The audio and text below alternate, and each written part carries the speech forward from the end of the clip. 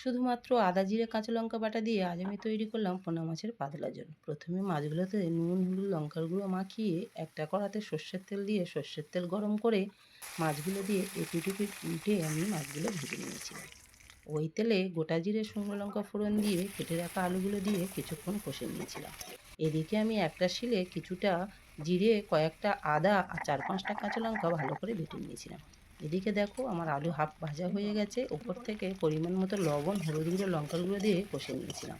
তারপর বেটে রাখা আদা জিরে কাঁচা লঙ্কা বাটাটা দিয়ে আবারও কিছুক্ষণ কষে নিয়ে ওপর থেকে কেটে রাখা ঝিঙেগুলো দিয়ে বেশ কিছুক্ষণ নাড়াচাড়া করে একটা টমেটো কুচি দিয়ে কিছুক্ষণ ঢাকা দিয়ে রেখেছিলাম।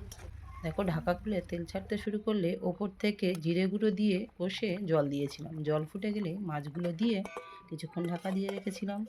ঢাকা খুলে দেখো আজকের আমার মাছের ঝোলটা তো দারুণ হয়েছে। তোমাদের কেমন লাগলো অবশ্যই কমেন্ট করো, আর ভালো লাগলে চ্যানেলটিকে সাবস্ক্রাইব করো।